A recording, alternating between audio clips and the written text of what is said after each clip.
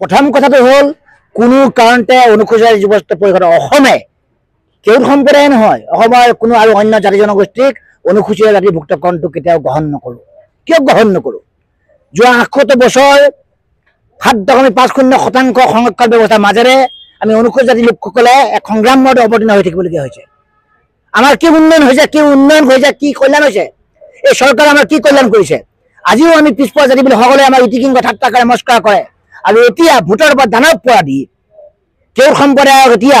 অনুসূচিতভুক্তকৰণ কৰিবলৈ বিচাৰিছে কেনেকৈ গ্ৰহণযোগ্য এই কথা সেইকাৰণে আমি কৈছো যে এই কাৰ্য কেতিয়া গ্ৰহণযোগ্য হ'ব নোৱাৰে ই লজ্জাজনক ই ধিক্কাৰজনক আৰু কেউট সম্প্ৰদায়ৰ নেতাসকলেও যি তেওঁলোকৰ অনুসূচিতভুক্তকৰণ দাবী উত্থাপন কৰিছে আপোনালোকে বিচাৰ কৰক বিবেচনা কৰক আপোনালোকে সুবিধা পৰিস্থিতি গ্ৰহণ নকৰিব আপোনালোকে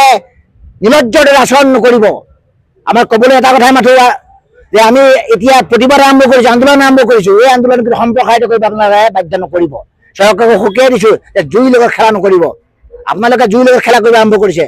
অনুসূচিত জাতিৰ লোকসকল স্বভাৱতে শান্তশিষ্ট আৰু অতিথিপৰায়ণ আমাৰ সৰলতা দুৰ্বলতা বুলি নাভাবিব আৰু আমাৰ ওপৰত বেলেগক জাপি নিদিব চপনীয়া হৈছে কেউটৰ নেতাসকল চপনীয়া তেওঁলোকে আমাৰ অংশ হ'বলৈ আহিছিল লাজ দিলা তেওঁলোকৰ গতিকে কৈছোঁ পুনৰবাৰ ৰাজ্য চলাৰ পৰা সকীয়াই দিছোঁ যে ইয়াতো প্ৰতিটো ধৰ্মত আন্দোলন কৰিছোঁ ৰাইজ যেতিয়া আচলতে ওলাই আহিব পৰিস্থিতি কিন্তু ভয়াৱহ হ'ব আৰু ইয়াৰ কিন্তু অনুসূচিত যুৱস্ত যোগাই নহ'ব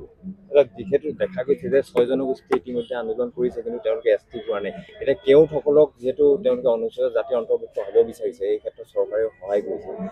আপুনি এই ক্ষেত্ৰত ভাৰত চৰকাৰে অসমৰ পৰা বিশেষ ৰাজ্য মৰ্যাদা কৰ্তন কৰি দিলে অসমৰ সকলো মানুহ সকলো শ্ৰেণীৰ নাগৰিকে বিচাৰিছিলে অসমখন জনজাতি ৰাজ্য ঘোষণা কৰক আৰু উত্তৰ পূৰ্বাঞ্চলৰ লগতে অসমকো বিশেষ সুৰক্ষা দিয়ক কিন্তু ক'তা জনজাতি ৰাজ্য ঘোষণাটো দূৰৰে কথা অসমৰ ৬টা ঐতিহ্যপূৰ্ণ জনগোষ্ঠীৰ জনজাতিকৰণৰ যি পদক্ষেপ যি ব্যৱস্থা যোৱা ২০ বছৰতকৈ অধিক সময় ধৰি চৰকাৰখন নকৰিলে গতিকে এতিয়া যিখন চৰকাৰে ৬ জনগোষ্ঠীৰ জনজাতিকৰণ কৰিব নোৱাৰিলে সেইখন চৰকাৰে অনুসূচিত দুৰ্বলতা সুযোগ লৈ কেউট সম্প্ৰদায়ক এতিয়া অনুসূচিতভুক্তকৰণ কৰিব বিচাৰিছে যেহেতু নিৰ্বাচন আহি আছে এই ক্ষেত্ৰত ডেফিনেটলি নিশ্চিতভাৱে কেউট সম্প্ৰদায় ডাঙৰ এটা টুপি পিন্ধাইছে মন্ত্ৰী পীযুষ হাজৰিকাই ডাঙৰে ডাঙৰ প্ৰলোভন দিছে পীযুষ হাজৰিকাৰ বাদে দিয়ক পীযুষ হাজৰিকাৰ উপৰি পুৰুষৰ ক্ষমতা আছে নেকি যে কেউটক অনুসূচিতভুক্তকৰণ কৰিব সংবিধান সংশোধন কৰিব লাগিব উচ্চ সদন নিম্ন সদনত গৰিষ্ঠ সংখ্যক সাংসদে এই বিল পাছ কৰিব লাগিব আইন হ'ব লাগিব এতিয়ালৈকে ভাৰতবৰ্ষত ১৪০ বাৰ ভাৰতৰ সংবিধান সংশোধন হ'ল কেউট সম্প্ৰদায়ক ১৯৯৩ চনৰ পৰা অবিচি মৰ্যাদা দিয়া হৈছে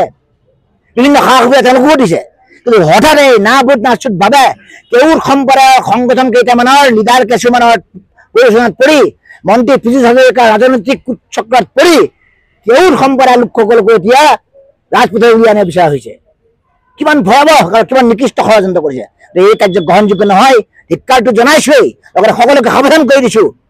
কোনো কাৰণতে যাতে অনুসূচিত জাতিৰ এই জাতি গঠনৰ প্ৰক্ৰিয়াৰ যাতে হাত নিদিয়ে বৰ্তমান সময়লৈকে সাম্প্ৰতিক সময়লৈকে যিবোৰ তথ্য পাতি আহিছে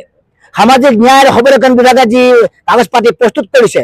প্ৰস্তাৱনা আদি মেম'ৰেণ্ডাম যি সংগ্ৰহ কৰিছে এইবিলাকৰ পৰা স্পষ্ট হৈছে অনুসূচিত জাতিৰ যিগৰাকী সংৰক্ষিত সমিতিৰ বিধায়ক পীযুষ হাজৰিকা এই প্ৰক্ৰিয়াৰ লগত প্ৰত্যক্ষভাৱে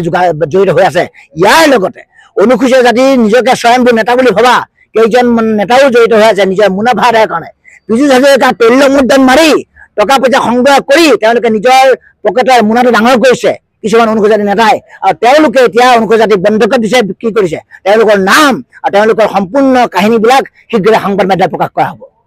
১ তাৰিখৰ দিনা অসম বন্ধতে ঘোষণা কৰিছে মই এই বিষয়টো পুনৰ বিবেচনা কৰিবৰ বাবে সেই সংগঠন নেতৃবৃন্দক অনুৰোধ জনাইছোঁ কিয় এই কাৰণেই যে বৰ্তমান সময়ত যি কেউট সম্প্ৰদায় অনুসূচিতভুক্তকৰণৰ প্ৰস্তাৱ আহিছে বা ব্যৱস্থা হৈছে ইয়াৰ বিৰুদ্ধে যি আমি প্ৰতিবাদ কৰিছোঁ সংগ্ৰাম কৰিছোঁ কাৰ্যসূচী কৰিছোঁ এই প্ৰক্ৰিয়ালৈ অহা নাই যে অসম বন্ধতে ঘোষণা কৰিব লাগিব আমি ভাবোঁ আমি অনুসূচিত যুৱস্ত পৰিষদে পৰ্যায়ক্ৰমে চৰকাৰ দৃষ্টিগোচৰ কৰিছোঁ আজিও আমি সন্মানীয় মাননীয় মুখ্যমন্ত্ৰী হিমন্ত বিশ্ব শৰ্মা ডাঙৰীয়াই এখন মেম'ৰেণ্ডাম প্ৰকাশ কৰিম ইতিমধ্যে আমাৰ আৰক্ষী বিষয়াগৰাকী আহিছে গতিকে পৰ্যায়ক্ৰমে আমি চৰকাৰ দৃষ্টিগোচৰ কৰিব বিচাৰিছোঁ প্ৰতিবাদী ধাৰাটো আমি লাহে নিব বিচাৰিছোঁ অসম বন্ধৰ দৰে কাৰ্যসূচী এটা ঘোষণা কৰি সমগ্ৰ অসমখনক স্তব্ধ কৰি দিয়াৰ অসমৰ জনসাধাৰণৰ অপ্ৰিয় হৈ আৰু মই ভাবোঁ যে কোনো কাৰণ নাই গতিকে সকলোৱে আস্থা মৰম বুটলাৰ মাজত আমি যাব লাগিব গতিকে সেইকাৰণে ভাবিছোঁ যে ১ আগষ্ট অসম বন্ধলৈ পুনৰ বিবেচনা কৰিব লাগে আৰু আমি বিভিন্ন ধৰণৰ আন্দোলনৰ কাৰ্যসূচীবিলাক পৰিচালনা কৰি আগবাঢ়িব লাগে। হয়, ইতিমধ্যে আমি যোৱাকালি সংবাদ মাধ্যম যোগে জনাইছো যে অনুসূচিত জাতিৰ অন্তৰ্ভুক্ত কৰিব বিচাৰিছে কেওট সম্প্ৰদায়ৰ কেইজনমান নেতা। আমি জানিব পৰা মতে চৰকাৰৰ লগত এটা চক্ৰান্ত কৰি পিনে অনুসূচিত জাতি ইতিমধ্যে আমাৰ 16টা উপজাতি আছেই, কিন্তু কেওট সম্প্ৰদায়সকলে নিজকে সাধাৰণ শ্ৰেণীৰ বুলি অন্তৰ্ভুক্ত বা সাধাৰণ শ্ৰেণী বুলি কৈ অহাৰ পিছতো এতিয়া হঠাৎ কিয় কেওট জাতীয় পৰিষদৰ নেতাসকলে কিয় উঠি পৰি লাগিছে যে তেখেতসকলক অনুসূচিত জাতিৰ অন্তৰ্ভুক্ত কৰিব লাগে বুলি। আৰু এই ক্ষেত্ৰত পীযুষ হাজৰিকাকো আমি প্ৰক্ৰিয়া দিব বিচাৰিছো যে আপোনালোকে কিছুমান কাম কৰাৰ আগতে ভাবি চিন্তি ল'ব। অনুসূচিত জাতিৰ অন্তৰ্ভুক্ত কৰিবলগীয়া হ'লে কেওট সম্প্ৰদায়ক, তেনেহ'লে কিন্তু এটা ভীষণ পৰিস্থিতিৰ সৃষ্টি হ'ব আৰু এই আন্দোলনৰ সৃষ্টি হ'ব। Stay informed, stay ahead. News NE 365.